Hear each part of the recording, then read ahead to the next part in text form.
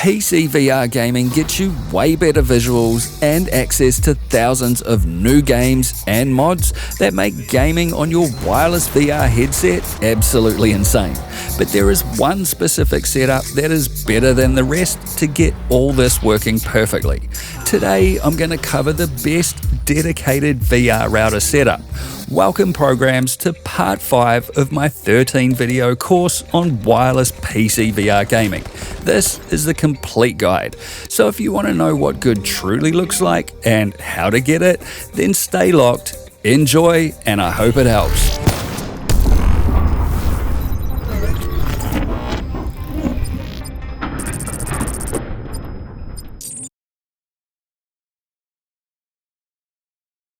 If you want to follow along with this complete course, check the links in the description to the other videos and for the equipment I use personally. I'd strongly recommend you watch from the first video, and I'll tell you when to skip videos based on your specific VR setup. In particular, before watching this video, I'd recommend you watch the third Network and Windows Tweaks video in this course. That one covers some settings and tweaks that will prevent a lot of problems for you before they happen. As a quick reminder, this is what we are going to set up: a main home router and a separate dedicated VR router, all on the same network as your PC and your VR headset. We won't be using access point or bridge modes because those modes aren't on all routers. They can be labeled inconsistently and they can sometimes cause their own issues. Instead, we're going to take a couple of extra manual steps and set this up so it works 100% for any router out there without any network conflicts, and gives you access to all your router's settings at any time, so you can optimize them at all times. With that said, the first thing you'll need to do is log in to your main home router to access its settings and get some details you'll need later. This is the same router you connect your phones and TVs to for Wi-Fi internet in your home. To do that, disconnect any Ethernet cables you already have running from your PC. Also, in your Windows taskbar on your PC, disable the Wi-Fi on it. You do this to make sure you log into exactly the right router. From here, run a Cat5e or higher spec Ethernet cable from a LAN port on your main home router into the Ethernet port on your PC. Now that you have a connection to your main home router, hit the Windows key on your keyboard, type CMD, and then click this one here to open a command prompt. In here, type ipconfig and hit enter again. In this list, you'll need to take note of the subnet mask and the default gateway, which is your main home router's IP address. So while you're here, go ahead and create a text file where you're going to note everything down as you go. Here, note down your main home router's subnet mask and IP address. Now, open up a web browser and paste the default gateway IP address in here and hit enter. Sometimes you'll be asked to confirm a couple of prompts depending on which web browser you're using and your Windows security settings. Now that you're at your router's login screen, put in the login details of your main home router using your router's administrator account name and password. Note, this is not your Wi-Fi network name and password that you use to connect your phone or TVs to Wi-Fi. It's the user account or administrator account name and password that logs you into your main home router. By default, this is usually admin or admin password, and you can easily search this online, or it may be written on the bottom of your router if you're not sure. If you've set your own username and password previously, you'll use those details instead. If you can't remember or find your login details, you'll either need to factory reset your router and start the setup process again for that router. Or if you can't or really don't want to factory reset your router, you'll need to check the links in the description of this video, go back to the Best Routers Setups PC Specs video of this course and pick a new path to follow along using one of these 3 setups I covered instead, which don't require you to log into your standalone router. If you do know your main home router's login details though, note these down in your text file. My main home router's login details are ASUS_58 as the username and home router password as the password. Pick a stronger combination than that, they're just an example for this video. Now what you'll need to do next is find a static IP address that you're going to set on your dedicated VR router. And believe it or not, you already have the first part of your dedicated VR router's static IP address. Just grab the first 3 sets of numbers from your main home router's IP address. These are that IP address's network ID numbers. So copy these down in your text file. The other thing you'll need is a subnet mask, but we already have that too, as it's the same subnet mask as your main home router. So go ahead and copy that as well. Now the only thing missing here is the last number of your dedicated VR router's static IP address. To get that number will need to be between 1 and 254, and it must not be in use by any other device on your main home router's network. And the best way to find that information is to use the advanced IP scanner app on your PC. It's free, super easy to use, and you can check the link in the description of this video to download that app to your PC. Once you've downloaded it, double-click the installer, select your language, and then you can either install it on your PC or run the portable version, which means when you close the app, it won't stay installed on your PC. And I'll go ahead and do that. Once the app is open, in this field here, you need to check that the range of IP addresses this app will scan is the same range as the router you are connected to, in this case, your main home router. To do that, take another look at the first 3 sets of network ID numbers of your main home router's IP address. These 3 sets of numbers should be the same 3 sets of numbers in this field, followed by 1-254. If it's not that, then change it to that. This means the advanced IP scanner app will scan your main home router's IP address range for any device that is connected to your main home router. Once that's all good, click scan and let it run to 100%. This will show you the list of devices, including phones, TVs, PCs or routers, connected or recently connected to your main home router, each device's IP address, the manufacturer of each device, and the MAC address of each device. And what you'll notice here is that the first 3 sets of numbers in each IP address are the same, which means these devices are all on the same network as your main home router.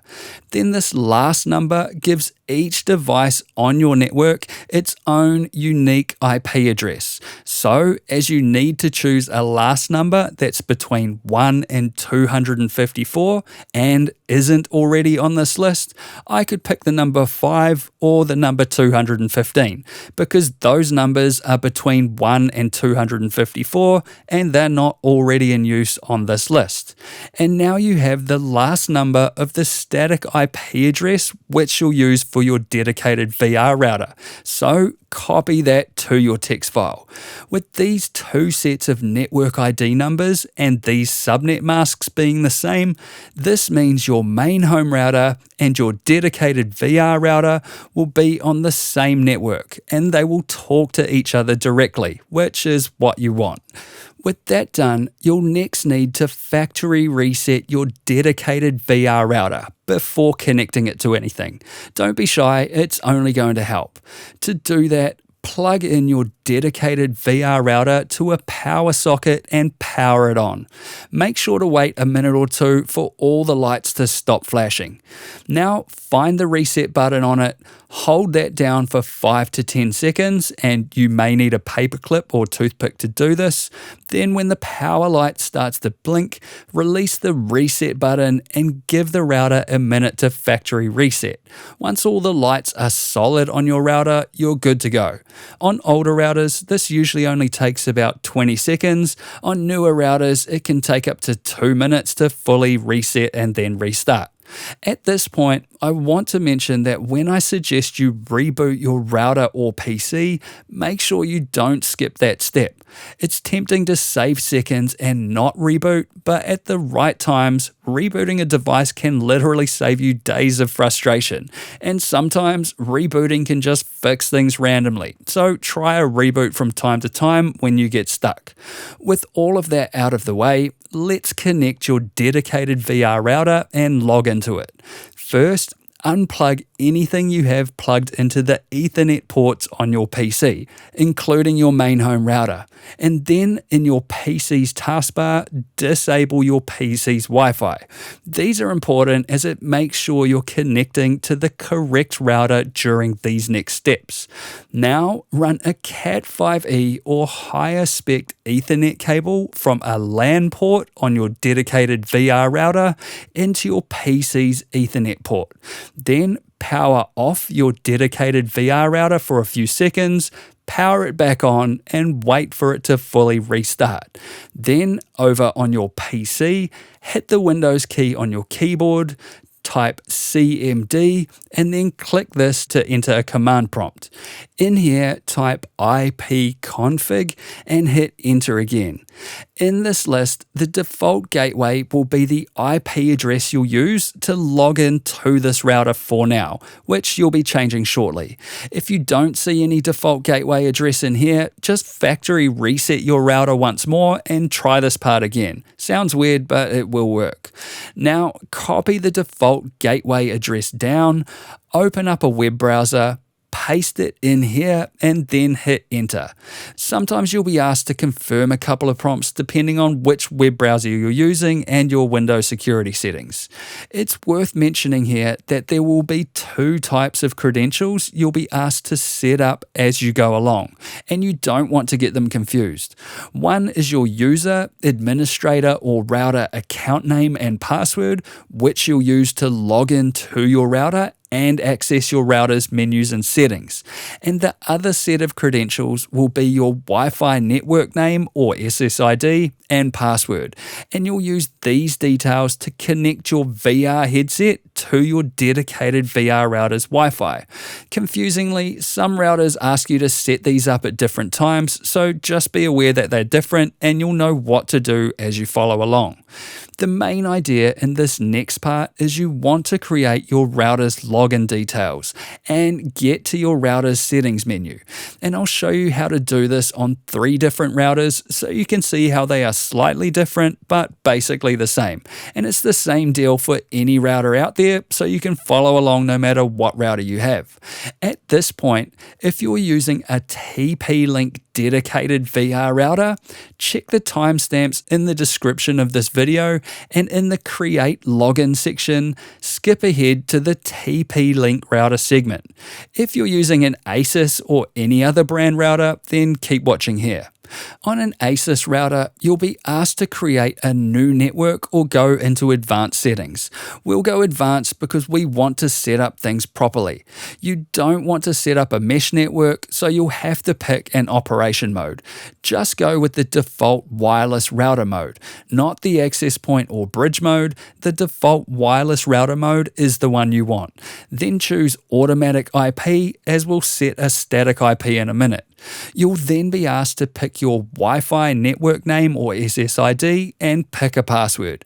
Just set anything at all for now, as we'll be setting these up properly later. I'll put dedicated VRNet and the password as VR Wi-Fi Pass, then click apply. As this one's a Wi-Fi 6 router, I'll want to leave Wi-Fi 6 mode enabled, then click next. Now here's where you'll enter the details you want to use to log in to your router at any time and change its settings. As this is an ASUS 56U router, I'll set the username to ASUS_56U and then the password to router password. Definitely pick better details than that, they're just an example. Also, go ahead and note these details down in your text document for later. When you click next, it'll drop you into the login screen. If it doesn't, just go back to the command prompt window, grab the default gateway again, paste it into the browser, and log in using the router login details you just set. At this point, if you're using an ASUS router as your dedicated VR router, you can check the timestamps in the description of this video and skip ahead to the Set a Static IP Address section now. Or if you're using any other brand of dedicated VR router, then keep watching to see what logging into those looks like. On a TP-Link router, you'll be asked to pick a router login password first. I'll keep things consistent here and use router password for this. Also note down the password you chose in your text file. Then select the correct time zone of the area you're in and click next. Then you can skip this message as we've got everything plugged in where we want it. Then you'll be asked to pick your Wi-Fi details.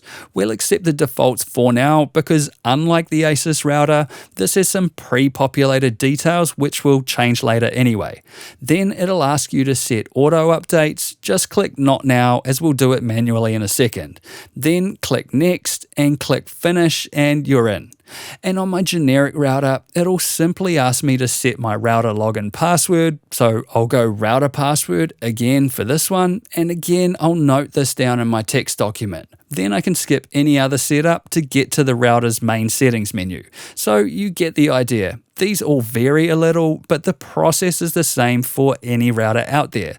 The trick is to avoid access point or bridge mode, just use the default wireless router mode. Some are simpler than others, and if you get stuck, you can easily search online for your specific router or hit me up in the comments and I'll help out where I can. Now you've logged into your dedicated VR router, you need to set a static IP address and the subnet mask on your dedicated VR router. To set the static IP address and the subnet mask, you need to find them in your router's settings, almost always in a LAN menu. On an ASUS router, that's the LAN menu here on the left, and on the LAN IP tab, you'll see them both listed here.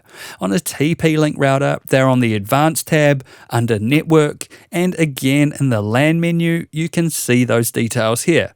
And on my old Merxis router, it's in the Advanced menu, under Network, and in the LAN settings menu. I just have to switch this to manual to change the details. And this is where those details are located on a few other brands of router. Once you're in that menu, simply head over to your text file and copy the dedicated VR router static IP address you picked out earlier from there and type it into your router's static IP address field. Now do the same thing with the subnet mask and type that in here too. Once the static IP address and subnet mask details are entered into your dedicated VR router's settings, apply or save your changes. Your router will then apply those settings and send you back to your login page. Give this a full 1 to 2 minutes to work, as some routers take a while to put you back to your login page.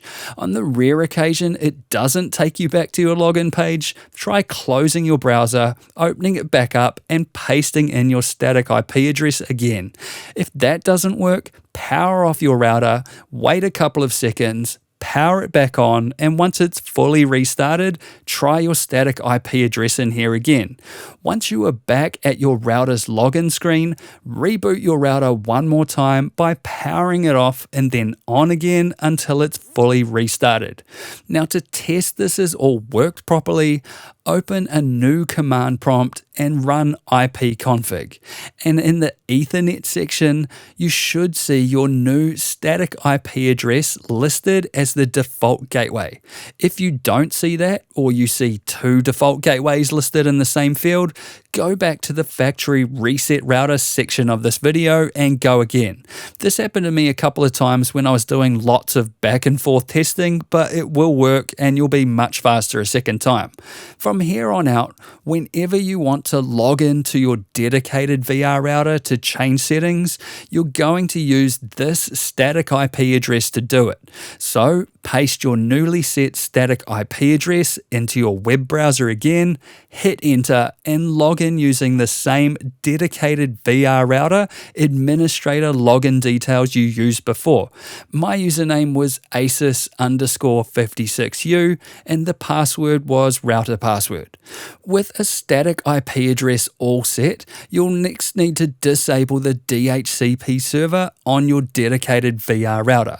You do this because it's a bad idea to have two DHCP servers enabled on the same network, and you'll already have a DHCP server running on your main home router. To disable DHCP, find the DHCP server menu on your dedicated VR router. On an ASUS router, it's in the LAN menu and on the DHCP server tab.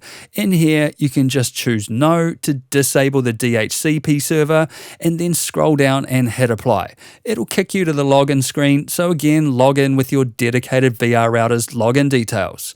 On a TP-Link router, it's in the Advanced tab under Network, and in the DHCP server menu, just untick this box to disable the DHCP server and save your changes. And on my old Merxis router, it's here in the Advanced menu under Network, and in the DHCP server menu, you'll be able to flick this off and hit save. And this is where the DHCP server menu is located on a few other brands of routers. So you can see how similar this all is between routers. Whichever router you're using, reboot your router one more time before you continue to make sure everything is set. With the static IP address and subnet mask set and the DHCP server disabled, you'll now need to grab your dedicated VR router's MAC address for later on. To do that, open a command prompt again, type ipconfig /all and hit enter. In this list, find the Ethernet adapter Ethernet entry, and here the physical address is your dedicated VR router's MAC address. It will look something like this, so copy this down and paste it into your text file. And you can also see this in the Advanced IP Scanner app by finding the static IP address you just set. Mine was 192.168.50.5, and you can right-click this, copy, then click MAC address. Now head over to your text file and paste your dedicated VR router's MAC address in here. From here, you'll need to know what the DHCP range, pool, or scope is on your main home router. You do this to make sure any other device that connects to your main home router doesn't get given the same static IP address as your dedicated VR router, because this would mean that you'd have two devices on the same network, both with the same IP addresses, which is bad. To avoid that, power off and then disconnect your dedicated VR router from your PC's Ethernet port. Then connect your main home router to your PC again by running an Ethernet cable from a LAN port on your main home router into your PC's Ethernet port. Now, grab your main home router's IP address from your text file, paste it into a web browser, and log in to your main home router again using its administrator login details. Mine was ASUS_58 and the password was home router password. From here, you'll need to find your main home router's DHCP range in the settings menu. On an ASUS router, it's listed in the LAN menu on the DHCP server tab. On a TP-Link router, it's in the Advanced tab under Network, and and in the DHCP server menu, and on my old ASUS router, it's in the Advanced tab under Network and in the DHCP server menu. And here's where it is on other routers so you can see how similar it is. This range will always have your router's network ID numbers first and then go from somewhere between 2 and 254 because 1 is usually assigned to your main home router already. For example, my ASUS router has a DHCP IP address range of 2 to 254, but on my old ASUS router, it has a DHCP IP address range of 100 to 199.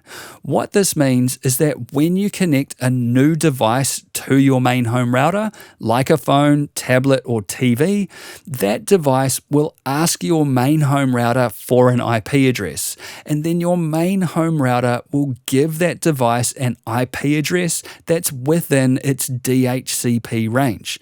For example, on my ASUS main home router, it could assign 192.168.50.25 or .215 to a device that connects to it, because those last numbers are within its DHCP range of 2 to 254.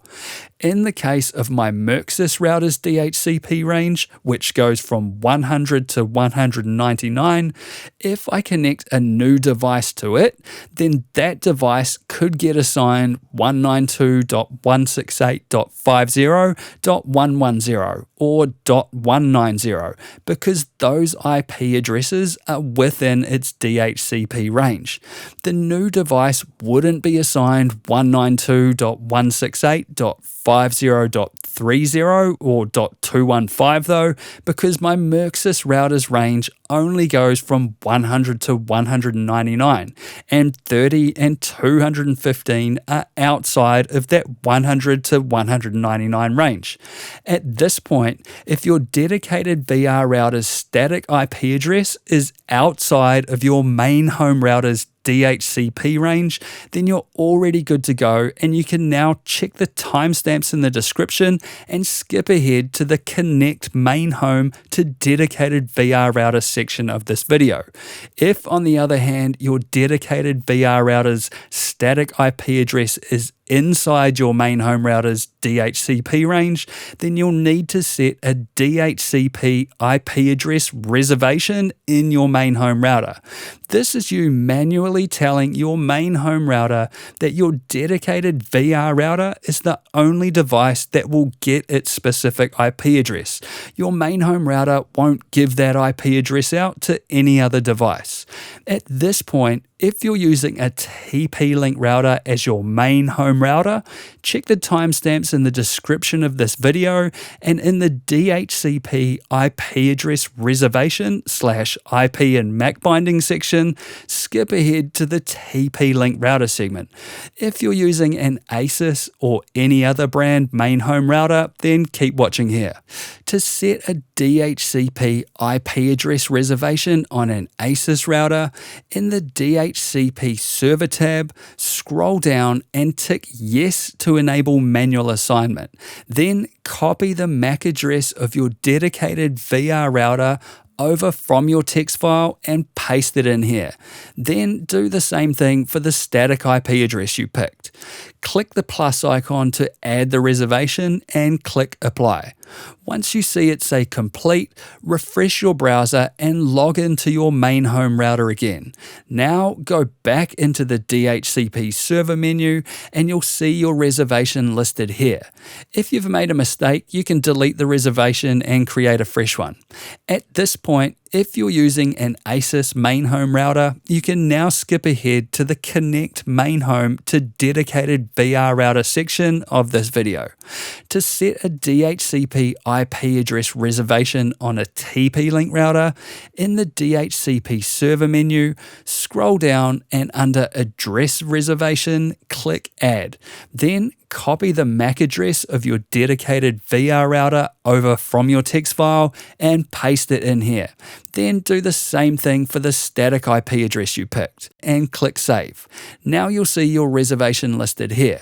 At this point, If you're using a TP-Link main home router, you can check the timestamps in the description and skip ahead to the Connect Main Home to Dedicated VR Router section of this video now.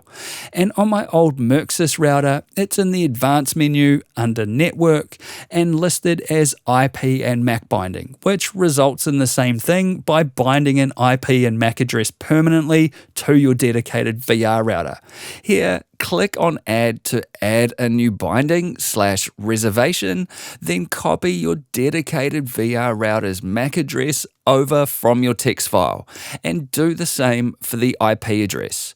Optionally, you can give the binding a name like the model of your router or VR router or whatever, or just leave it blank, it doesn't really matter. Note that on this router, when I try and hit save, I get this error message, which tells me that the format of the MAC address I entered isn't valid for this router.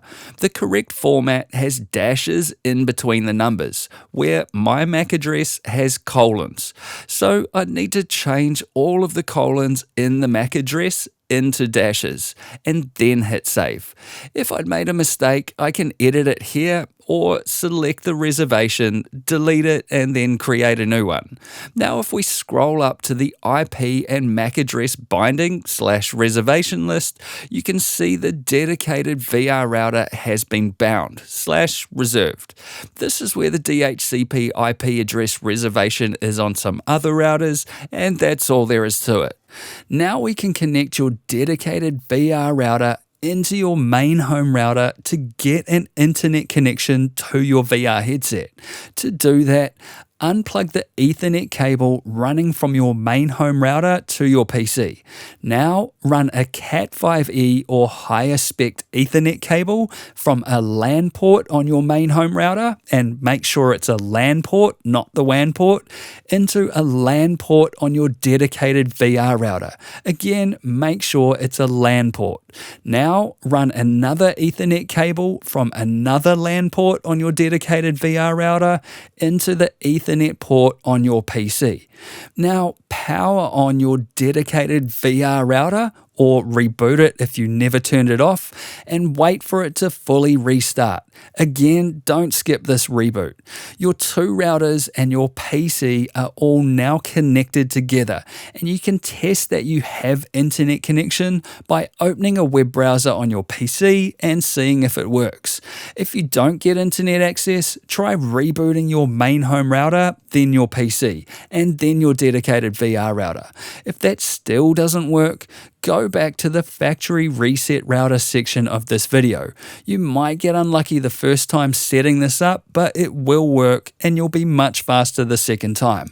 From here, now that you have an internet connection to your dedicated VR router, the next thing to make sure you do is update that router's firmware to the latest version, as outdated firmware is not ideal. Some routers can do this themselves from inside the settings, and other routers you have to download and install the firmware update manually yourself. On an ASUS router, you'd click on the firmware version up the top and check for any updates, then install them if there's one available. On a TP-Link router or any other router that requires you to manually download and install the correct firmware yourself, search online for the make and model of whatever brand router you have and go to the main official link for it. And what you're looking for is a support page and or a download section where you can search for and then download the latest firmware for your router. Just be aware that some routers have different hardware versions, and it's very important that you read any instructions carefully on how to download the exact right firmware for the hardware version of router you have. The wrong firmware can brick your router and void your warranty. For example, on the TP-Link website, it shows that I can find my router's hardware version on the bottom of my router, and I can see that my router is a version 1 and uses the EU firmware. And so back on the firmware download tab, I'd look for the latest version 1 EU firmware and download that to my PC. Once that's done, find the downloaded file on your PC, right-click it, and then extract the firmware file. Once you have your firmware file, you can follow the instructions in the manual to install it. Or for TP-Link routers specifically, while you're logged into your router's settings page through a web browser like I showed you before, go to the Advanced menu, System, Firmware Update, and browse for the firmware update file you just downloaded and extracted. Then update your router. On my old ASUS router, the firmware update is installed from within the router settings by going to the Advanced tab under System Tools and Firmware Upgrade. So you can see how similar these all are, and it's the same for any router out there. Now your router is updated, the next thing to do is make sure your Ethernet is set to a private network. To do that, hit the Windows key on your keyboard, type Settings, and go in there. Click on Network and Internet, click Ethernet, and then set this to a private network. If, like me, on my Windows 10 PC, you see 2 Ethernet adapters in here because you have more than one Ethernet port on your PC, select the one that says Connected. If you don't see the option in here to set your network to public or private, hit the Windows key on your keyboard, type PowerShell, right-click that, choose Run as Administrator, and click Yes if you get this prompt. Now go to the description of this video and look for the PowerShell private connection commands in there. Select the first one, copy it, and in PowerShell, paste that in here and hit Enter. In this list, look for the interface alias Ethernet entry, and below that you'll see an interface index number. Now go back to the description of this video and copy the second line of text from there. Paste it into PowerShell, copy this interface index number, and then replace the index number section of this command line with that number. Now hit Enter. Now, if you run that first command again, you'll see that your Ethernet interface is set to private, and that's that. With all that done, before we get into router settings, let's talk about your dedicated VR router's placement. Ideally, you want your router at least 1 meter off the ground, within a few meters of your play space, and with the long edge of the antennas facing towards your VR headset. So if your router has to be up high, angle the antennas down towards you. Similarly, if your router has to be down low, angle them up towards you. In these two cases, higher router placement is better. I bought one of these light stands to keep the router I use for my VR headset at head height, held in place with some sticky Velcro strips. Most importantly, you want a clear line of sight between you and your router, so no walls or major obstacles blocking the way. If you have any questions, hit me up in the comments below and I'll help you out there. Now your dedicated VR router is all connected and configured properly, you'll need to know what the best router settings are and the best Wi-Fi channel to choose to get the best quality and speeds out of your VR headset. To know that, you can check the links in the description of this video and go to the best router settings and Wi-Fi channels video in this course. And that's it for this video. You can help support this channel and get exclusive content over on Patreon, and if you like this video, then hit the like button, have your say in the comments below, and hit the XO logo to subscribe if you wanna. I'll see you in the next one. Peace!